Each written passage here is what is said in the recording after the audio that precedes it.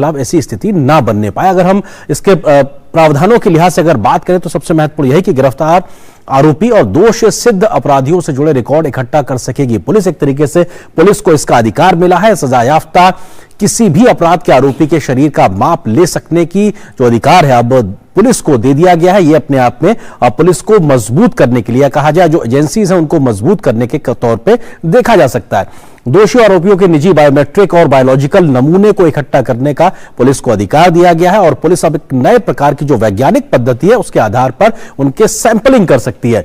उंगलियों, पैरों, हथेलियों के निशान, रेटिना स्कैन, भौतिक पहचान और ब्लड सैंपल को भी ले सकने की अनुमति दी गई है इस प्रकार के नए प्रावधान में। जैविक नमूने, हस्ताक्षर, लिखावट और अन्य डेटा यानी कि उसके व्यवहार से जुड़े हुए तमाम चीजों को भी ले सकने का प्रावधान इस प्रकार के बिल में किया गया है। शरीर माप लेने से पहले मजिस्ट्रेट की अनुमति लेने का भी अनिवार्य बनाया गया। एक तरीके से चेक एंड बैलेंसेस के लिहाज से भी तमाम कोशिश की गई इस बिल में ही साफ तौर पे। परीक्षण माप रिकॉर्ड करने के लिए एक तरीके से जो प्रावधान है वो किए गए, वो हेड कांस्टेबल रैंक तक के पुलिस कर्मियों को इसके लिए अधिकृत किया गया है और ये अपने आप में अनुमति के आधार पर इस प्रकार की व्यवस्था कर सकते हैं। 75 वर्षों तक सुरक्षित रखा जा सकेगा ये डेटा और अपने आप में एनसीआरबी को या जो राष्ट्रीय क्राइम रिकॉर्ड ब्यूरो है एनसीआरबी उसको ये डेटा सुरक्षित रखने का जिम्मेदारी दी गई है इस बिल के प्रावधान के तहत ही। एनसीआरबी के पास डेटा संग्रहित करने, उसको संरक्षित रखने या फिर उसको नष्ट करने का एक प्रोफेशनल तरीका अपनाकर काम करने का मैंडेट दिया गया इस बिल के माध्यम से। माप लेने का विरोध करने पर आईपीसी की धारा 186 के तहत भी आपके खिलाफ मामला बन सकता है अगर कोई इसका विरोध करता है, क्योंकि सरकारी काम में बाधा डालने की भी एक आरोप लग जाएगा अगर इस प्रकार का कोई विरोध करता है तो। अब हम इस जो पूरा बिल है इस को लाने के पीछे की मंशा क्या है, उसके फायदे क्या होंगे उसका भी जिक्र कर लेते हैं। किस प्रकार के फायदे होंगे? एक ही अपराधी के बार बार सबूत इकट्ठा करने की जरूरत नहीं होगी, यानी कि जो तमाम बार मशक्कत करनी पड़ती थी पुलिस या तमाम अन्य एजेंसी को वो नहीं करनी पड़ेगी। पुलिस के पास सभी अपराधियों का हर तरह का डेटा एक साथ मौजूद रहेगा। जब जरूरत हो आप उसको खंगाल सकते हैं, उसके माध्यम से आप किसी भी केस की इंक्वायरी कर सकते हैं। जांच करने और सबूत जुटाने में अब आसानी होगी, आपको बहुत ज्यादा वक्त नहीं लगाना पड़ेगा, यह मदद होगी और जांच एजेंसियों को इससे निश्चित तौर से मदद मिलेगी और साथ ही साथ जो दोष सिद्धि है यानी कि जो कन्विक्शन रेट है उसमें भी इजाफा होगा, क्योंकि आपके पास में जो पूरा स्पेक्ट्रम है वो बढ़ जाएगा। उसको एक तरीके से गुनाह के तहत लाने में, अगर किसी गुनहगार ने काम किया तो कानून के तहत उसको लाने को लेकर किस प्रकार का फायदा होगा? दोष सिद्धि में इजाफा साफ तौर से देखने को मिलेगा। और क्यों पड़ी इस कानून को बनाने की जरूरत? क्योंकि मौजूदा जो अधिनियम है 102 साल पुराना है, अंग्रेजों के समय बनाया गया तो और अभी तक चल रहा है, इसलिए निश्चित तौर से उसमें आज की वैज्ञानिक तकनीक को जोड़ने की जरूरत महसूस की जा रही है।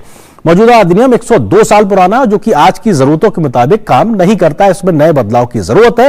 मौजूदा कानून में सिर्फ फिंगरप्रिंट और फुटप्रिंट लेने की और फोटो लेने की अनुमति है, जबकि आज के समय में बहुत ऐसी चीजें हैं जिसके माध्यम से अपराधियों को तकनीक के माध्यम से पकड़ा जा सकता है। पुराना कानून नई तकनीकों को इस्तेमाल की अनुमति नहीं देता है और जबकि नए कानून के लिहाज से बात की जाए क्योंकि उसमें काफी गुंजाइश होती है, उस वक्त उतनी तकनीक नहीं थी, लेकिन आप जब आज इस प्रकार की तकनीक है तो उसको बनाए रखने की जरूरत है।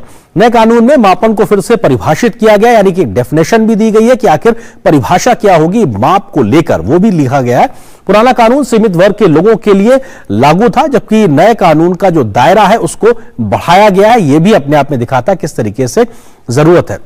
महत्वपूर्ण बात यह, इसका विरोध भी हो रहा है। विरोध के पीछे के तर्क क्या है यह भी समझने की जरूरत है। विधेयक के आपत्ति के तर्क हैं कि बिल संविधान के आर्टिकल 21 का उल्लंघन करता है। ये आर्टिकल 21 क्या है? क्योंकि आर्टिकल 21 की बात की जाए तो यह जीवन के अधिकार और निजता के अधिकार से जुड़ा हुआ आर्टिकल है जो संविधान का आर्टिकल 21 है, लेकिन उसके बारे में साफ तौर पर सरकार ने कहा कि यह पूरी तरीके से गलत बात है, ऐसा कुछ भी होने नहीं जा रहा है। बिल से मानवाधिकारों का होगा उल्लंघन, यह भी विरोध करने वाले लोग तर्क दे रहे हैं, लेकिन सरकार ने साफ तौर पर कहा कि ऐसा कुछ भी होने नहीं जा रहा है। विरोध में यह भी तर्क दिया जा रहा है कि जरूरत से ज्यादा निगरानी और निजता के हनन का मामला है, शायद इससे दिक्कत होगी, लेकिन सरकार इसको भी साफ तौर से खारिज कर रही कि ऐसा कोई मामला नहीं है।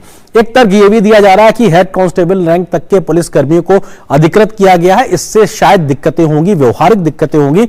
पुलिस को ज्यादा एक तरीके से पावर मिल रही, इसको लेकर बात की जा रही है। लेकिन सरकार का ये कहना है कि इस बिल में तमाम चेक एंड बैलेंसेस है, उसके बाद ही इसको जमीन पर उतारने की व्यवस्था की जाएगी।